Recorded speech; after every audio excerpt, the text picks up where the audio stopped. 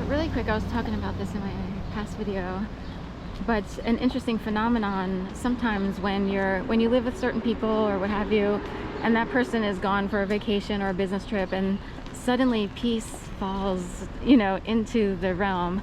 And I noticed this when my mom and I were living with my aunt. I moved in with my mom and aunt, but because of circumstances beyond single women's control, women have to often wind up in positions where it's like, God, I don't know how people afford it, even if they have two incomes.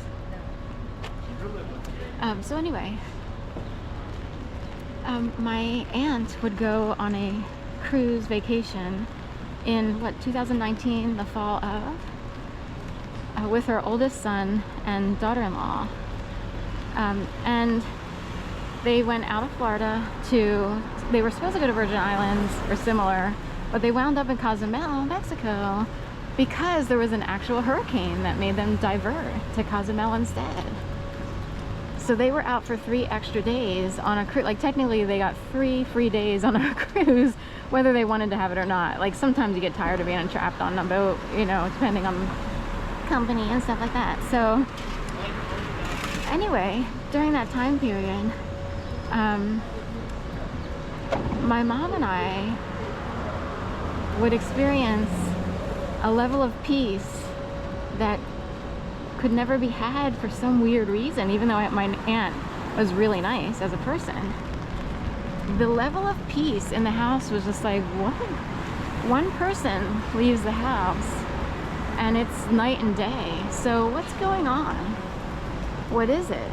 Especially if the person is nice, who somehow brings with her extra sound, which is very disturbing to people.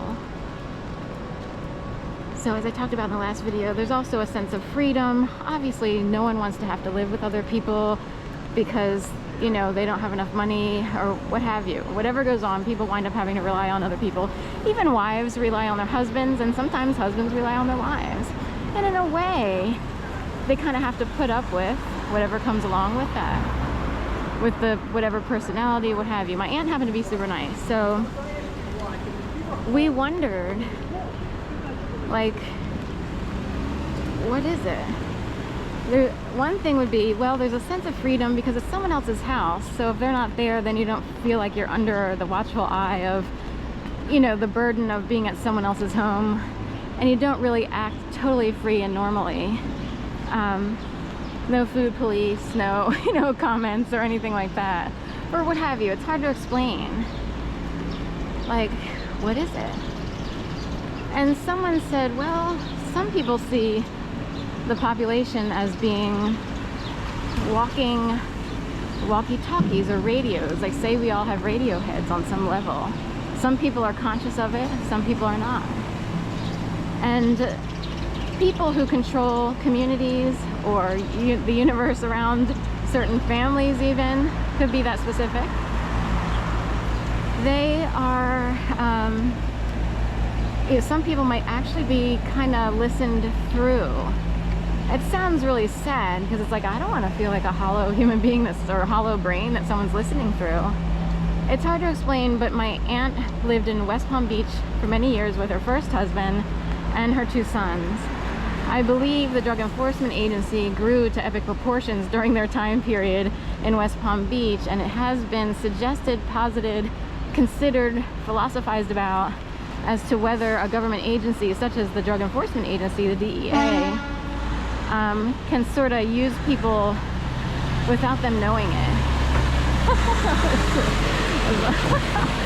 I love those. Are they covers? Or anyway, can people be listened through or used as radio heads, almost as if we're all like antenna walking around? That is very dystopian to me. Like, it's a view that's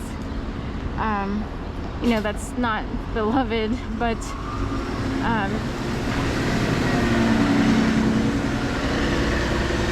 point being,